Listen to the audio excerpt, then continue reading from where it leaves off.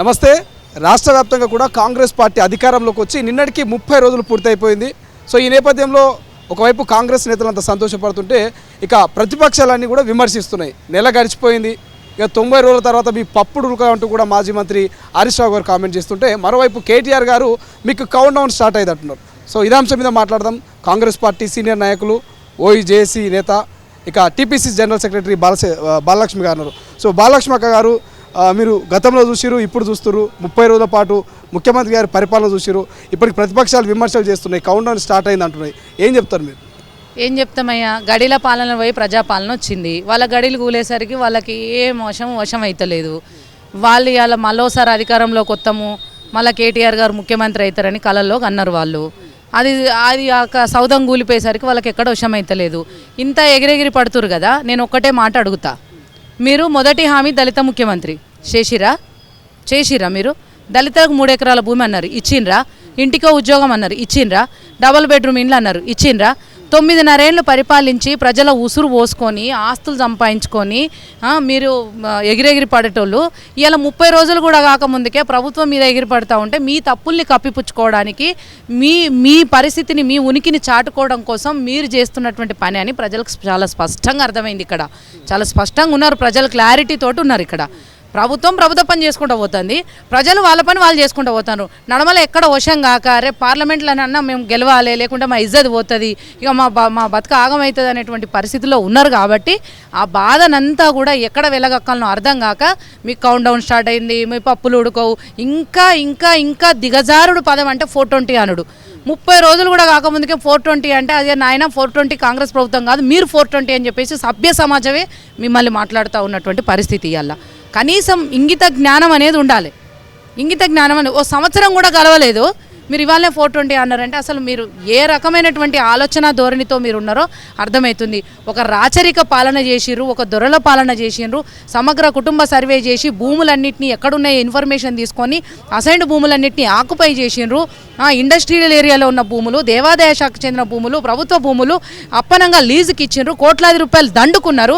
ఇలా మీ కుటుంబ సభ్యులంతా కూడా ఆస్తులు సంపాదించుకొని 1000 కోట్లకు పడగలెత్తి ఈ రకంగా ప్రజల సొమ్ము తిన్నోళ్ళు మీరు. ప్రజాపాలన పేరిట దరఖాస్తుల స్వీకరణ చేస్తూ ఉన్నారు కదా, అంటే మీది దేనికి సంబంధించి అనుకోవాలి దీన్ని? ఎందుకు చాలా స్పష్టంగా కనబడతా ఉన్నది. నిన్న కాక మొన్న గౌరవ ముఖ్యమంత్రి గారు ఏబిఎన్ ఛానల్లో లైవ్ ఇంటర్వ్యూ ఇస్తూ ఒక మాట చెప్పినారు, లబ్ధిదారుల ఎంపిక అవసరం కదా అని చెప్పేసి. అవును కదా, కాలయాపన కోసం అంటున్నది మరి ప్రతిపక్షాలు. అవునా, కాలయాపన అంటే మరి లబ్ధిదారుని ఎట్లా ఎంపిక చేయాలి? కాలయాపన అంటే మేము 4 రోజులు తీసుకున్నాం అప్లికేషన్లు, వారం రోజులు తీసుకున్నాం. ఆ వారం రోజుల అప్లికేషన్లు కూడా 1 రోజుల పాలన లోపల తీసుకున్నాం మేము. ఆ తీసుకున్న అప్లికేషన్లకు మధ్యలో 1 రోజు గ్యాప్ ఇచ్చి ఇవాళ ఆడ జరుగుతుంది సమీక్షా సమావేశం సెక్రటేరియట్లా. అర్థమవుతుంది కదా వాళ్ళందరికీ, ప్రజలకు అర్థమవుతుంది కదా.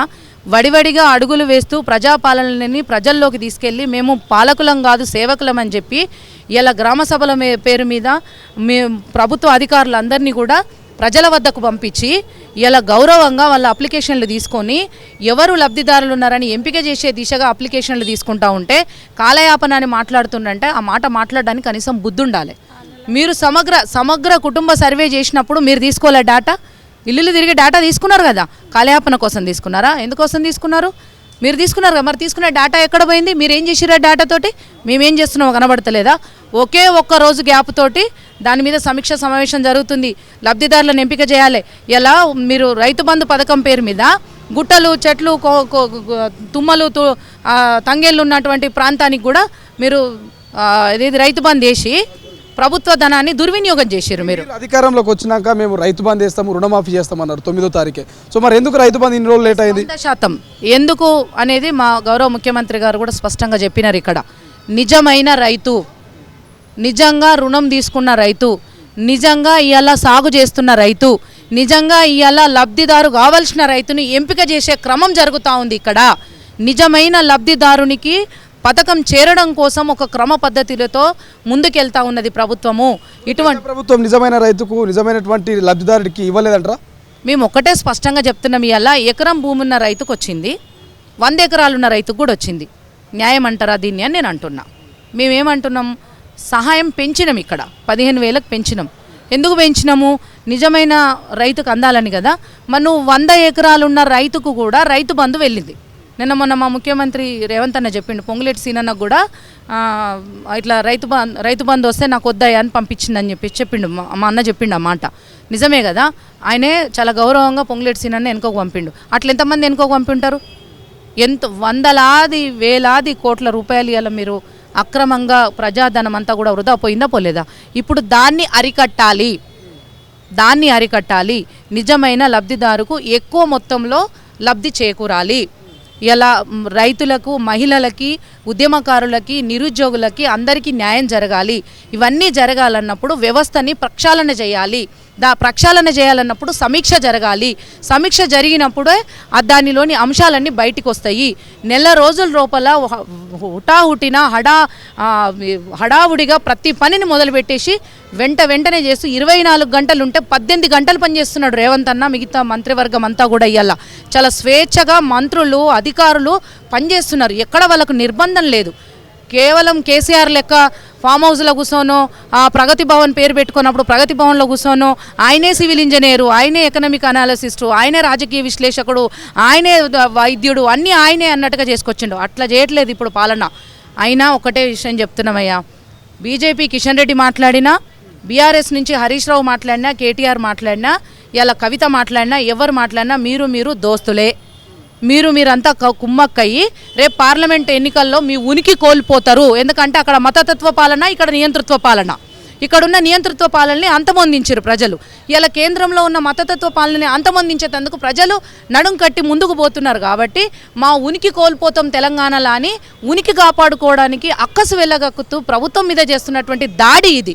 సభ్య సమాజం, సివిల్ సొసైటీ, మేధావులు, ప్రజలంతా కూడా దుమ్మెత్తిపోస్తున్నారు వాళ్ళు మాట్లాడే విధానానికి.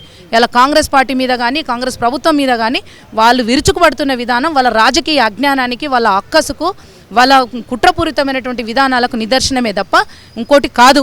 మీరు 420 అన్నా, గవర్నమెంట్ కూలుతుందన్నా, 100 రోజుల్లో చేయకపోతే మీ అంతు చూస్తామన్నా, మీ పప్పులుడకాయ అన్నా, ఆ మాటలన్నీ కూడా లెక్క రాసి పెట్టుకుంటారు ప్రజలు. 9 ఏళ్ళు పాలించి మీరు చేసిన పని ఏందో, నెల రోజులలో మేము చేస్తున్న పని ఏందో చాలా సుస్పష్టంగా కనపడుతుంది.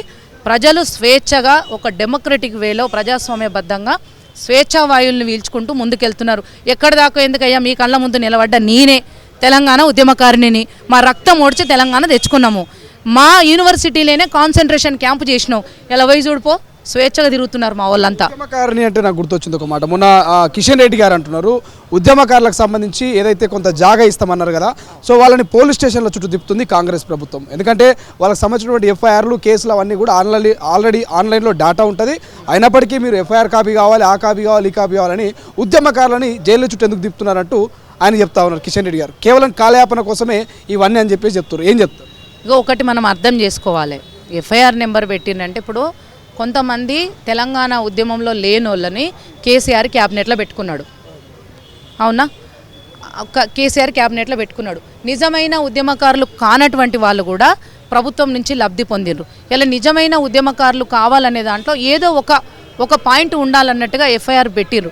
అంత మాత్రాన్నే అదే ప్రామాణికము, మీరు ఇలా ప్రజాపాలనలో అప్లికేషన్లో ఇచ్చిందే మేము ప్రామాణికంగా తీసుకుంటాము, ఇక ఇదే రిస్ట్రిక్షను అన్నట్టుగా ఎక్కడ మాట్లాడలే. గౌరవ ముఖ్యమంత్రి రేవంత్ అన్న గారు మాట్లాడిండ్రు, పొన్నం ప్రభాకర్ అన్న మాట్లాడిండు. ఇవాళ మనం ఈ అప్లికేషన్లు తీసుకుంటున్నాం, అంత మాత్రాన ఈ అప్లికేషన్లో సరైన డీటెయిల్స్ ఇయ్యనంత మాత్రాన మీరు లబ్ధిదారులు కాకుండా పోరు.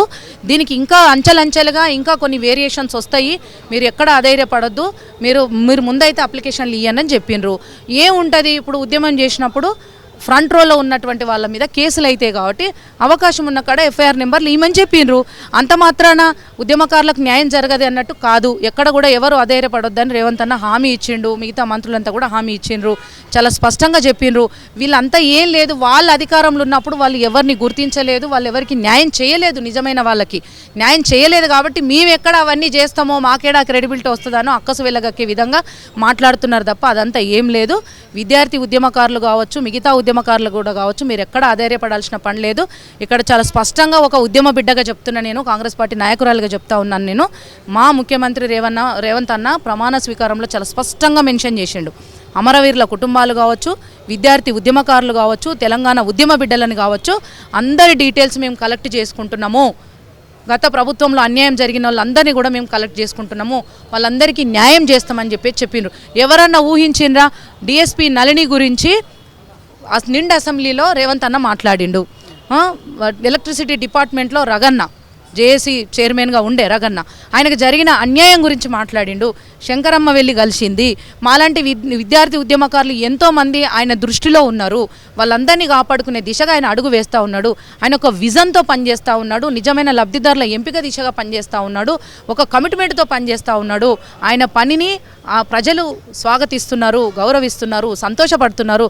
అది చూడలేక వాళ్ళ ఉనికి కోల్పోతామన్న భయంతో ఈ మా రేవంత్ అన్న నాయకత్వంలో జరుగుతున్న పనులన్నీ కూడా ఒక మంచి పనులు జరుగుతున్నాయి కాబట్టి అవి ఏం చేయాలనో అర్థం కాక వాళ్ళు అక్కసు వెళ్ళగలుగుతున్నారు తప్ప ఎక్కడ రైతులు కావచ్చు, మహిళలు కావచ్చు, ఉద్యమకారులు కావచ్చు, విద్యార్థులు కావచ్చు, నిరుద్యోగులు కావచ్చు, మీరు ఎవ్వరు ఎక్కడ అధైర్యపడే పని లేదు. ఏం చెప్తారు? దీంతో పాటు నిన్న మొన్న వచ్చినటువంటి ప్రజాపాలన దరఖాస్తులు ఏవైతున్నాయో ఈ దరఖాస్తు ఫారంలకు సంబంధించినటువంటి చివరి తేదీ అయిపోయింది. సో దీనికి సంబంధించి చాలామంది కొంతమంది కేటుగాళ్ళు ఫోన్ చేసి ఓటీపీ నెంబర్ చెప్పాలి, మీరు ఇల్లుకు దీనికి అన్నిటికి ఎలిజిబుల్ అంటూ కొన్ని ఫోన్లు వస్తున్నాయి. సో ఇటువంటి సందర్భంలో కాంగ్రెస్ పార్టీ నాయకురాలుగా మీరు ప్రజలకు ఏం చెప్పాలనుకుంటున్నారు? ఒకటే నేను ఏమంటున్నానంటే, మొన్న ముఖ్యమంత్రి రేవంత్ అన్న కూడా ఒక మాట చెప్పిండు అందరికీ. ఇవాళ ప్రజాపాలనలో భాగంగా అధికారులను గ్రామ సభల పేరు మీద మేము క్షేత్రస్థాయికి పంపడానికి పర్టికులర్ టైం పెట్టినాం. అయినప్పటికీ ప్రజావాణిలో అందరి దగ్గర నుంచి మళ్ళీ అప్లికేషన్లు తీసుకుంటున్నారు. వివిధ పరిస్థితులు ఉన్నాయి. ఇప్పుడు కొత్త గవర్నమెంట్ వచ్చిన తర్వాత రేషన్ కార్డులు ప్రధాన ఇష్యూ అయిపోయింది. గతంలో రేషన్ కార్డులు ఒక్కటి కూడా ఇవ్వలే, గత ప్రభుత్వం రేషన్ కార్డులు ఇవ్వలే. ఇప్పుడు ఆ రేషన్ కార్డుకు సంబంధించే మేజర్ ప్రాబ్లం ఉన్నది. ఆ రేషన్ కార్డులకు సంబంధించి కావచ్చు, ఈ లబ్ధిదారులను ఎంపిక చేసే క్రమంలో కావచ్చు, వాళ్ళ ఫోన్ నెంబర్లు తీసుకున్నటువంటి సందర్భం ఉన్నది. ఈ డేటానంతా కూడా కలెక్ట్ చేసుకున్నాము. ఇవాళ సెక్రటేరియట్ల సమీక్ష జరుగుతుంది మంత్రులతోటి. అక్కడి నుంచి ఒక క్లియర్ ఎజెండాతోటి ముఖ్యమంత్రి గారు మళ్ళీ వచ్చి మాట్లాడతారు. అప్పటి వరకు మనం కొంచెం వేచి చూద్దాం. అదే నేను చెప్తా ఉన్నా. రైట్, ఇది ఇప్పటికే ప్రజాపాలనలో భాగంగా ఏదైతే దరఖాస్తుల స్వీకరణ జరిగిందో ఈ దరఖాస్తుల స్వీకరణలో భాగంగా చాలామందికి కొన్ని కాల్స్ వస్తున్నాయి. సో మేము ప్రభుత్వం నుంచి కాల్ చేస్తున్నాం, మీకు ఇల్లు ఎలిజిబుల్ అయింది, లేకపోతే ఇతరితర పథకాలకు మీరు ఎలిజిబిలిటీ, ఒక ఓటీపీ నెంబర్ వస్తుంది, ఆ నెంబర్ చెప్పండి అంటూ కూడా కొంతమంది కేటుగాళ్ళు ఇక ప్రజల్ని మోసం చేసినటువంటి ప్రయత్నం చేస్తున్నారు. సో ఈ నేపథ్యంలో కాంగ్రెస్ పార్టీకి సంబంధించినటువంటి నాయకులు స్పష్టంగా చెప్తున్నారు, ఒకవేళ ఎంపిక విధానాన్ని ఎంపిక చేసినటువంటి విధానం అనంతరం కూడా ముఖ్యమంత్రి గారు ఒక ప్రెస్ మీట్ పెట్టి ఎంపిక విధానము ఇతరితర అన్ని వివరాలను కూడా క్లియర్ చెప్తారు. అప్పటి వరకు ప్రజలు ఎటువంటి మోసపూరిత కాల్స్ని నమ్మొద్దు, ఎవరు ఓటీపీ అడిగినా కూడా చెప్పొద్దు, మోసపోదనేటువంటి రీతిలో వాళ్ళు సమాధానం చెప్తున్నారు. జాగ్రత్తగా ఉండాలని సూచన ఇస్తున్నటువంటి పరిస్థితి. కెమెరా పర్సన్ అజయ్తో శ్రీశైలం, తొలి వెలుగు, హైదరాబాద్.